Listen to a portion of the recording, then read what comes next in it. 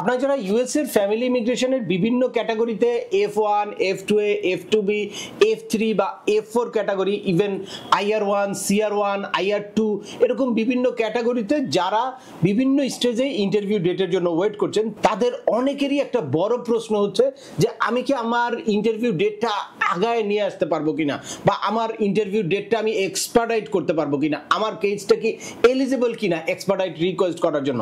তাদের জন্য আজকের এই ভিডিওটি খুবই গুরুত্বপূর্ণ।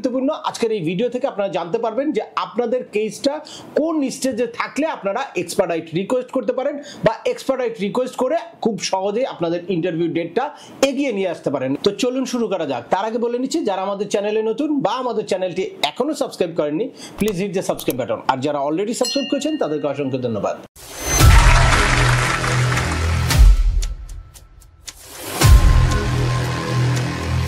Welcome back. আপনাদের সাথে আছে আমি সিএম আমিনুল বাহার। আমাদের এই চ্যানেলে ইউএস এর ফ্যামিলি ইমিগ্রেশনের step by step total processing এবং ইন্টারভিউ টেকনিক সম্পর্কিত ডিটেলস ইনফরমেটিভ হিউজ ভিডিও আছে। অ্যাট দ্য সেম টাইম কি কারণে আপনার কেসটা বাতিল হতে পারে, কিভাবে আপনার কেসটা এক্সপার্টাইট করতে পারেন, বা কিভাবে আপনারা আপনাদের চাইল্ডের এইজ আউটকে অ্যাভয়েড করতে পারেন, এই সংক্রান্ত ডিটেলস ভিডিও আছে। আপনারা যারা যেই টপিকসে ইন্টারেস্টেড দয়া করে ওই রিলেটেড সকল ভিডিওগুলো দেখবেন। এরপর ছোটখাটো প্রশ্ন থাকলে ভিডিওর নিচে কমেন্টস করবেন। আর তারপরেও একান্ত কোনো ব্যক্তিগত পরামর্শ বা আমাদের কোনো সার্ভিস নিতে চাইলে ডিসক্রিপশনে থাকা হোয়াটসঅ্যাপ নম্বরে অ্যাপয়েন্টমেন্ট বুক করে সরাসরি যোগাযোগ করতে পারেন। অ্যাট দ্য সেম টাইম আমাকে ইমেইল করতে পারেন এবং আমাদের ফেসবুক পেজটি ফলো করে সবসময় আমাদের সাথে যুক্ত থাকতে পারেন। এনিওয়ে, চলে আসি আজকের মূল আলোচনায়। আপনারা যারা ইউএস এর ফ্যামিলি ইমিগ্রেশনের বিভিন্ন ক্যাটাগরিতে দীর্ঘদিন ধরে ইন্টারভিউ ডেটের জন্য অধীর আগ্রহে অপেক্ষা করছেন, তারা অনেকেই এই ইন্টারভিউ ডেটটা এক্সপার্টাইট করতে চায় বা দ্রুত তাদের ইন্টারভিউ নিতে চায়। ইন্টারভিউ ডেটের জন্য দ্রুত তারা ইন্টারভিউ ডেটের জন্য আবেদন করতে চায়। তো সেক্ষেত্রে অনেকেই আমার কাছে আসে যে আমার কেসটা কি এলিজিবল কিনা, বা আমি কি এখন ইন্টারভিউটাকে এক্সপার্টাইট করতে পারি কিনা। এর আগে আমার একটা ভিডিও ছিল বেশ কিছুদিন আগে 6টা গ্রাউন্ড নিয়ে কিভাবে আপনি এক্সপার্টাইট করতে পারেন বা এক্সপার্টাইটের প্রসিডিউরটা। আপনারা একটু যারা ওই ভিডিওটা দেখেন নাই, আই বাটনে ক্লিক করে ওই ভিডিওটা দেখে নেবেন। আজকে আমি আলোচনা করব যে আপনার কেসটা কি আসলে এলিজিবল কিনা, এইটা কিভাবে বুঝবেন, বা আপনার কেসটা কোন স্টেজে থাকলে আপনি এক্সপার্টাইট রিকোয়েস্ট দিতে পারেন, বা কোন কোন গ্রাউন্ডে এক্সপার্টাইট রিকোয়েস্টটা অ্যাকসেপ্ট করা হয়। তো প্রথমে আসি যে আপনার কেসটা কি এলিজিবল কিনা। তো আপনার কেসটা এক নাম্বার হচ্ছে ডকুমেন্টারিলি কোয়ালিফাইড হতে হবে। এটা F1 হোক, F2A হোক, F2B হোক, F3 হোক, F4, IR1, CR1, IR2, যে কোনো ক্যাটাগরি, EB3 হোক, EB1 হোক, মানে যে কোনো ক্যাটাগরির হোক, প্রথমেই হচ্ছে আপনার ফার্স্ট কন্ডিশন হচ্ছে আপনার কেসটা ডকুমেন্টারিলি কোয়ালিফাইড হতে হবে। তাহলেই আপনারা এনভিসির কাছে এক্সপার্টাইট রিকোয়েস্ট পাঠাতে পারবেন যে আপনার ইন্টারভিউ ডেটটা দ্রুত দেওয়ার জন্য। আপনারা জানেন যে এখন ইউএস এমবাসি ঢাকার হিউজ ব্যাকলগ আছে। দেখা যায় যে F4 ক্যাটাগরির প্রায় 3-4 বছর ইন্টারভিউ ডেটের জন্য, ডকুমেন্ট কোয়ালিফাই হওয়ার পরে ইন্টারভিউ ডেটের জন্য ওয়েট করতে হয়। আর এছাড়া IR1, CR1, IR2 বা F2B এইসব ক্যাটাগরিতেও 1.5 বছর 2 বছর অপেক্ষা করতে হয়। তো সেক্ষেত্রে আপনারা যদি ডকুমেন্ট কোয়ালিফাই হওয়ার পরে এলিজিবল হন, বা ডকুমেন্ট কোয়ালিফাই হওয়ার পরে আপনাদের ভ্যালিড কোনো গ্রাউন্ড থাকে, তাহলে কিন্তু খুব দ্রুত আপনারা কেসটাকে এক্সপার্টাইট করতে পারেন। এক্সপার্টাইট রিকোয়েস্ট দিলে, আর এক্সপার্টাইট রিকোয়েস্টটা যদি অ্যাকসেপ্ট হয়, তাহলে নেক্সট 15 ডেজের মধ্যেই আপনাকে একটা ইন্টারভিউ স্লট দিয়ে দিবে। এ কারণে এটা একটা খুব গ্রেট অপরচুনিটি আপনার ইন্টারভিউ ডেটটাকে এগিয়ে নিয়ে আসার, বা খুব দ্রুত ইন্টারভিউ দিয়ে তারপর ইউএসএ যাওয়ার। তবে অবশ্যই আপনার কেসটা ভ্যালিড হতে হবে বা এক্সপার্টাইটের জন্য এলিজিবল হতে হবে। তো এলিজিবলের ক্ষেত্রে একটা কন্ডিশন হচ্ছে অবশ্যই ডকুমেন্ট কোয়ালিফাই হতে হবে, আর আরেকটা কন্ডিশন হচ্ছে আপনার ফাইনাল অ্যাকশন ডেটটা কারেন্ট হতে হবে। আমরা প্রতি মাসে ইউএস এর স্টেট ডিপার্টমেন্টের একটা ভিসা বুলেটিন শেয়ার করি, সেখানে আপনারা দেখবেন যে আপনাদের কোন ক্যাটাগরির ফাইনাল অ্যাকশন ডেট কোনটা। এই যে আপনারা যদি মার্চ 2025 এর ভিসা বুলেটিনটা দেখেন, ফাইনাল অ্যাকশন ডেট আছে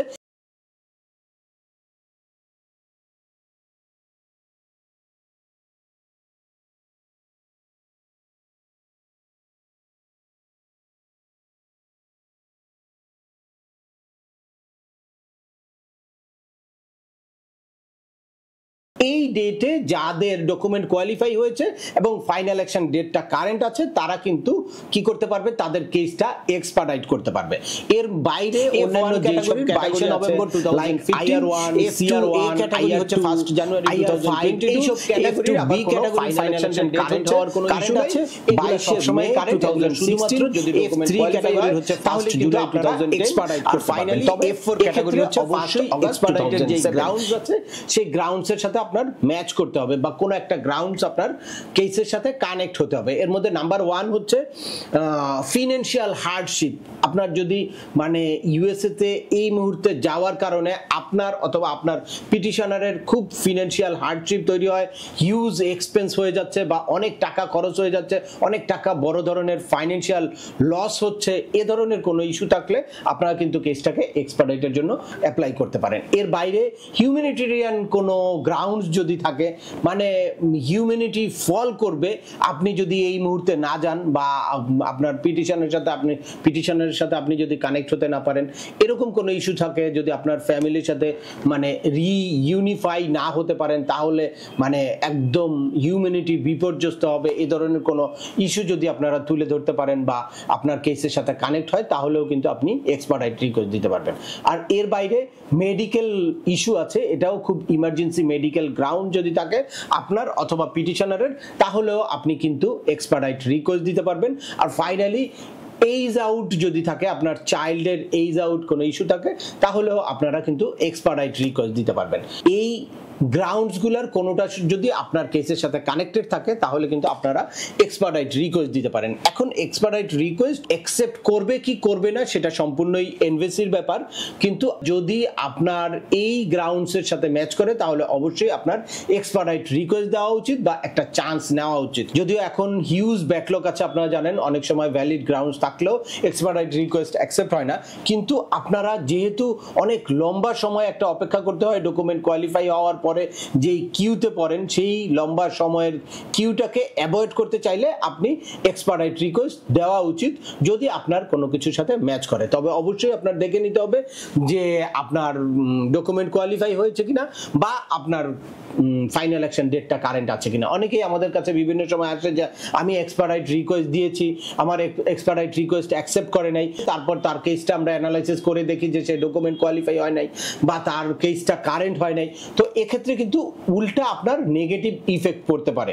সে কারণে আপনারা অবশ্যই সাবধান থাকবেন এবং দেখে শুনে বুঝে আপনার এলিজিবিলিটি যাচাই করে তারপর কেস এক্সপার্টাইটের জন্য রিকোয়েস্ট দিবেন। না হলে এখন আপনি এক্সপার্টাইটের জন্য রিকোয়েস্ট দিলেন, যখন আপনার কেসটা এলিজিবল হবে তখন এক্সপার্টাইট রিকোয়েস্ট দিলে ওটা কিন্তু হালকা হয়ে যাবে, তখন আপনার এক্সপার্টাইটটা কিন্তু অ্যাকসেপ্ট হবে না বা কেসের মধ্যে নেগেটিভ ইফেক্ট পড়তে পারে।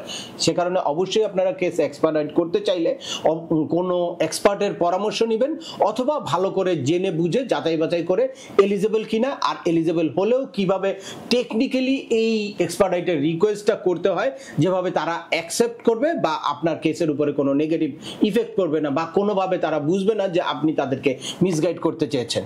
প্রপার এক্সপার্টাইট রিকোয়েস্ট যদি আপনি করতে পারেন তাহলে আপনার এক্সপার্টাইট রিকোয়েস্ট অ্যাকসেপ্ট না হলেও কেসে কোনো নেগেটিভ ইফেক্ট পড়বে না। এ কারণে এক্সপার্টের অ্যাডভাইস নেওয়াটা খুব জরুরি বা আপনাদের ভালো করে জেনে বুঝে তারপর এক্সপার্টাইট রিকোয়েস্ট পাঠানোটা খুবই জরুরি।